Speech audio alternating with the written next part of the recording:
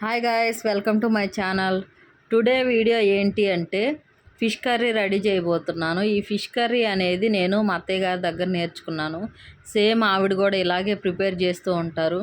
నాకైతే మా అత్తయ్య గారు ఫిష్ కర్రీ వండితే చాలా చాలా ఇష్టం అన్నమాట. సో ఆవిడ ఎలా ప్రిపేర్ చేస్తారో సేమ్ నేను కూడా అలాగే ప్రిపేర్ చేయడం అనేది నేర్చుకున్నాను. అలాగే ఈ వీడియోలో ఫిష్ కర్రీ మా స్టైల్లో ఎలా ఉంటుంది ఏంటి అనేది చిన్న చిన్న టిప్స్ అనేది చెప్తూ నేనైతే వీడియో అనేది షేర్ చేస్తాను. ఫస్ట్ ఆఫ్ ఆల్ ప్యాన్ పెట్టుకొని ప్యాన్లోకి ఆయిల్ అనేది యాడ్ చేసుకున్నాను. ఆయిల్ యాడ్ చేసిన తర్వాత ఫిష్ కర్రీలో కొంచెం లవంగాలు, కొంచెం దాల్చిన చెక్క కానీ యాడ్ చేసినట్లయితే మాత్రం టేస్ట్ అనేది ఎక్సలెంట్గా వస్తుంది. చాలా బాగుంటుంది టేస్ట్. ఫస్ట్ అవి ఫ్రై అయిన తర్వాత ఆనియన్స్ అనేది చిన్న చిన్న ముక్కలుగా కట్ చేసుకొని ఆనియన్స్ కూడా యాడ్ చేశాను. నేనైతే 7 ఆనియన్స్ అనేది కట్ చేసి కర్రీలోకి అయితే యాడ్ చేశాను. 2 kgs కర్రీ. సో యాడ్ చేసిన తర్వాత నీట్గా కలుపుకుంటూ ఉండాలి.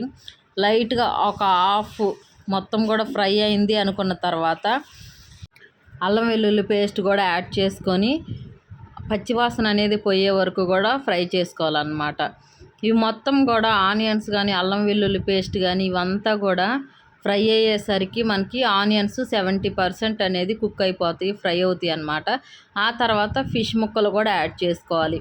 ఎందుకు 70% ఫ్రై అవనిచ్చాము అంటే ఆల్రెడీ మనం ఫిష్ ముక్కలు యాడ్ చేసినప్పుడు ఫిష్లో వాటర్ అదంతా కూడా ఏమి చికెన్లో దిగినట్టు దిగదు కాబట్టి నీట్గా మనకి ఫిష్ కూడా ఫ్రై అయ్యేలోపు ఆనియన్స్ కూడా 100% ఫ్రై అనేది కంప్లీట్ అవుతుంది అన్నమాట. ఎప్పుడైతే ఫిష్ అనేది ఆనియన్స్లో ఈ ఫ్రై చేసుకుంటామో అప్పుడు ఆ ఫిష్ కర్రీకి మంచి ఫ్లేవర్ వస్తుంది, మంచి టేస్ట్ కూడా ఉంటుంది. ఫిష్ నీసు వాసన లేకుండా మంచి టేస్ట్ తోటి చాలా బాగుంటుంది అన్నమాట. ఎవరైనా సరే ఈ టిప్గా ఫాలో అయితే మాత్రం ఫిష్ కర్రీ చాలా బాగా వస్తుంది. జనరల్గా ఫిష్ కర్రీ చేసేవాళ్ళు ఆనియన్స్ ఫ్రై అవ్వగానే అందులోనే ఉప్పు, కారం అన్నీ వేసేసి చింతపండు పులుసు పోసేసి ఫిష్ ముక్కలు అనేది యాడ్ చేస్తారు. మేము అలా కాదు. ఫిష్ అనేది ఒక 30% ఇక్కడే ఫ్రై అయిపోతుంది. ఫ్రై అయిన తర్వాత అప్పుడు ఉప్పు, కారం, పసుపు అన్నీ యాడ్ చేసుకొని తర్వాత చింతపండు రసం అనేది యాడ్ చేస్తామన్నమాట. ఇలా ప్రిపేర్ చేస్తాను. అలాగే మొత్తం కూడా ఉప్పు, కారం, పసుపు వేసిన తర్వాత ఒకసారి కలిపేసి ఇక్కడి నుంచి గరిటె పెట్టి కలిపితే మాత్రం ఫిష్ కర్రీ మొత్తం కూడా పప్పు అయిపోతుంది అన్నమాట. అలాగే 2 kgs ఈ చికెన్ కర్రీలోకి నేను 150 grams వరకు చింతపండు అనేది నానబెట్టుకున్నాను.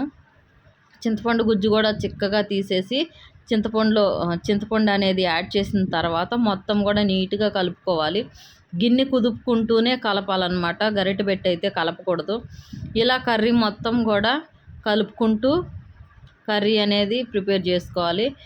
నీట్గా కర్రీ అంతా కూడా కంప్లీట్ అయ్యేసరికి చాలా బాగుంటుంది. మనకు కావాల్సినంత వరకు ఉప్పు, కారం అవన్నీ కూడా యాడ్ చేసుకొని చింతపండు పులుసు అవన్నీ కూడా యాడ్ చేసిన తర్వాత సగం ఉడికిన తర్వాత అందులోనే నేను మసాలా అయితే యాడ్ చేస్తాను. కంప్లీట్గా కర్రీ అయిన తర్వాత కాకుండా మిడిల్లో మసాలా యాడ్ చేస్తే కర్రీకి మసాలా కూడా బాగా పడుతుంది అన్నమాట. ఇక్కడ నేను గరం మసాలా అంటే చెక్క, లవంగాలు పౌడరు, అలాగే సపరేట్గా ధనియా పౌడర్ ఈ 2 కూడా యాడ్ చేశాను. ఆల్మోస్ట్ అయితే కర్రీ కుక్ అవుతూ ఉంది. కర్రీకి కూడా మంచిగా ఈ ఫ్లేవర్ అనేది పట్టేసింది అనమాట. ఫైనల్లీ కర్రీ అంతా కూడా కంప్లీట్ అయ్యేసరికి నూనె అంతా కూడా ఇక్కడ చూసారు కదా, నూనె అంతా కూడా పైకి తేలుతూ ఉంటుంది. ఆల్రెడీ కర్రీ అనేది ఆల్మోస్ట్ కుక్ అయిందనేది మనకి అర్థం అన్నమాట. అక్కడ ఇలా కర్రీ కుక్ అయిన తర్వాత మనకి ఉప్పు, కారం ఒకసారి కూడా చూసుకోవాలి మళ్ళీ. తర్వాత ఇక్కడ చూడండి మొత్తం కూడా నూనె అంతా పైకి తేలి చిక్కగా కర్రీ అయితే రెడీ అయిపోయింది.